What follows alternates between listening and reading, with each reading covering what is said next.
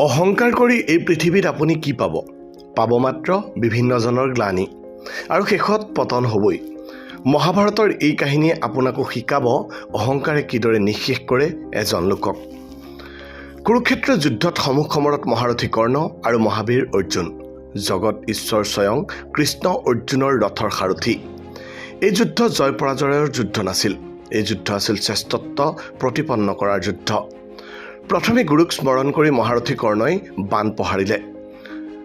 কৰ্ণৰ বাণে অৰ্জুনৰ ৰথ 2 হাত পিছুৱাই দিলে। তাকে দেখি কৃষ্ণই কৰ্ণলৈ চাই মিচিকিয়াই হাঁহিলে।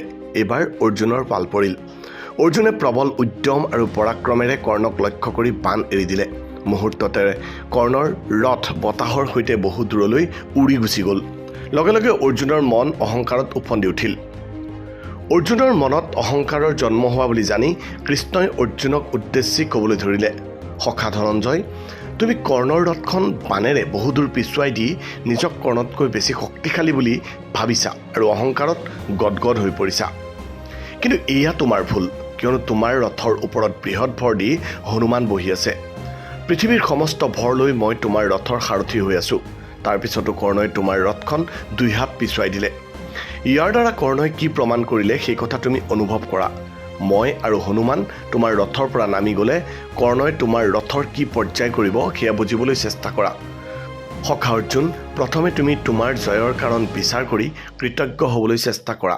তেতিয়া তোমাৰ মনৰ অহংকাৰ নিজে আঁতৰি যাব। কৃষ্ণৰ কথা শুনি অৰ্জুনে সকলোবোৰ বুজি পালে আৰু কৰ্ণৰ লগত যুদ্ধ কৰি শ্ৰেষ্ঠত্ব প্ৰতিপন্ন কৰাৰ অন্তৰালত কৃষ্ণৰ হাত থকা বুলি জানি কৃষ্ণৰ প্ৰতি কৃতজ্ঞতা প্ৰকাশ কৰিলে আৰু লগে লগে মনৰ অহংকাৰ আঁতৰি গ'ল। হয়, অকৃতজ্ঞতাই মানুহৰ মনত অহংকাৰৰ জন্ম দিয়ে। অহংকাৰে মানুহৰ পতনৰ পথ প্ৰশস্ত কৰে। আমি জীৱনত যিকোনো ক্ষেত্ৰত উন্নতি কৰিলেই অহংকাৰত উফন্দি নিজক আনৰ পৰা কিছু পৃথক বুলি প্ৰমাণ কৰিবলৈ চেষ্টা কৰোঁ। ভুল আমাৰ এইখিনিতে হয়, কাৰণ আমি পাহৰি যাওঁ যে জীৱনত কোনো এটা কামত আমি অকলে সফল হ'ব নোৱাৰোঁ। অৰ্থাৎ প্ৰত্যেকজন মানুহৰে সফলতাৰ আঁৰত বহু মানুহৰ শ্ৰম, ত্যাগ, আশীৰ্বাদ, শুভেচ্ছা আদি জড়িত হৈ থাকে। কোনো এজন মানুহে কোনো এটা কামত এককভাৱে সফল হ'ব নোৱাৰে। যেতিয়াই মানুহজনে সফলতাৰ মুখ দেখিবলৈ পায়, তেওঁৰ সফলতাৰ আঁৰত থকা মানুহবোৰৰ প্ৰতি ন্যূনতম কৃতজ্ঞতাবোধখিনি নেদেখুৱাই তেতিয়াই সেইজন মানুহে ক'ব নোৱাৰাকৈ যথেষ্ট অহংকাৰী হৈ পৰে। এজন ব্যক্তিয়ে পঢ়ি শুনি এটা ভাল চাকৰি পোৱাৰ পিছত ব্যক্তিগৰাকীয়ে যদি ভাবে যে তেওঁ চাকৰিটো পোৱাৰ আঁৰত মাক দেউতাকৰ ত্যাগ, বন্ধু বান্ধৱ, শুভাকাংক্ষীসকলৰ আশীৰ্বাদ আছে, তেতিয়া তেওঁ প্ৰতিজন শুভাকাংক্ষীৰ প্ৰতি কৃতজ্ঞ হ'ব আৰু ক'ব নোৱাৰাকৈ তেওঁ মনৰ পৰা অহংকাৰ আঁতৰি যাব। অত্যধিক আত্মাভিমানে মানুহৰ মনত অহংকাৰৰ জন্ম দিয়ে। অহংকাৰী মানুহবোৰ নিঃসংগ হয় আৰু জীৱনৰ শেষৰ কালত একাকীত্বত ভুগিব লগা হয়। অহংকাৰী মানুহবোৰে আত্মপ্ৰতাৰণাৰ চিকাৰ হয়। এইসকল লোক সাধাৰণতে সমাজৰ পৰা বিচ্ছিন্ন হৈ থাকে, যাৰ ফলত জীৱনৰ বিয়লি বেলাত এইবোৰ লোকক হতাশগ্ৰস্ততাই আৱৰি ধৰে। বিজ্ঞজনে সদায় অহংকাৰ শূন্য হৈ জীৱন কটাব বিচাৰে। তেখেতসকলে ভালদৰে বুজি পায় এই পৃথিৱীত আমি দুদিনৰ আলহী।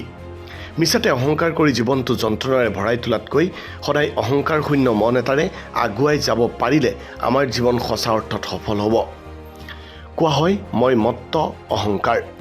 সেইবাবে মই বুলি ভবাৰ বিপৰীতে আমি বুলি ভাবিব পাৰিলে আমাৰ মনৰ অহংকাৰ বহু পৰিমাণে নাইকিয়া হ'ব বুলি ভবাৰ স্থল আছে।